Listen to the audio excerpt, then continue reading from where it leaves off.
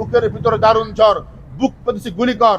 আপনারা যদি এই জুলাইয়ের পক্ষে অবস্থান না নেন তাহলে এই সিংহরা আবার মাঠে নামে আসবে। প্রিয় বন্ধুরা, এই কারণে আমাদের দাবি জানিয়েছে, দাবি যদি না মানা হয় তাহলে আমরা অতি সত্বর এই যে ঘুমন্ত সিংহ, এই যে ঘুমন্ত বাঘরা এখন ঘুমিয়ে গিয়েছেন, আপনাদের হাতে ক্ষমতা দিয়ে দিয়েছেন, বর্গি তাড়িয়ে তারা বাসায় চলে গিয়েছেন, আপনারা মনে করেন ঘুমিয়ে পড়েছে। আপনারা যদি এই জুলাইয়ের পক্ষে অবস্থান না নেন তাহলে এই সিংহরা আবার মাঠে নামে আসবে এবং এই জুলাই ঐক্য শক্তিকে একত্রিত করে আমরা আবার মাঠে নামবো এবং দাবি আদায় করে ছাড়বো ইনশাল্লাহ। প্রিয় বন্ধুরা, আমাদের কর্মসূচি আমরা জানাচ্ছি। আমরা আপাতত যে কর্মসূচি করছি এই আন্দোলনকে সামনে রেখে জুলাইয়ের সব সংগঠনকে সক্রিয় করার জন্য এবং একীভূত করার লক্ষ্যে আগামী 25শে মার্চ 2026 পর্যন্ত সংগঠনের সকল সংগঠনকে আমরা একীভূত করব।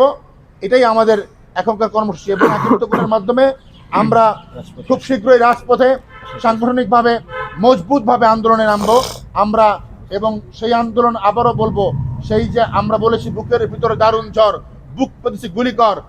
আপনারা জানেন যে আর্মি, বিডিআর, পুলিশ, র্যাব সহ সকল ধরনের বাহিনী গুলি করে যেই জুলাই যোদ্ধাদেরকে আপনার প্রতিহত করতে পারেনি, পালাতে বাধ্য হয়েছে ভারতীয় রেজিম, আধিপত্যবাদের রেজিম, সেখানে আপনারা এই শক্তিকে কখনো দমিয়ে রাখতে পারবেন না। আপনাদেরকে আমরা স্বাগত জানাই, ধন্যবাদ জানাই। সরকার গঠন করেছেন সেজন্য ধন্যবাদ জানাই।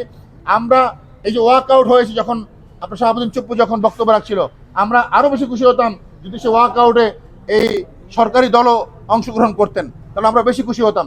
তো যাই হোক, আমরা আশা করছি আপনারা একটা ভালোভাবে দেশকে সামনে থেকে এগিয়ে নিয়ে যাবেন, আমরা বিশ্বাসটা চাই। সেই বিশ্বাসের দাবি অনুযায়ী আমরা ছোট্ট কয়েকটা দাবি আপনাদের কাছে উপস্থাপন করলাম। আপনারা প্রমাণ রাখুন আপনার জুলাইয়ের পক্ষে শক্তি, আপনার নতুন বাংলাদেশের পক্ষে এগিয়ে যাওয়ার শক্তি। তা না হলে আমরা এই কর্মসূচি দেব। সকলকে ধন্যবাদ। প্রিয় সাংবাদিক বন্ধুগণ।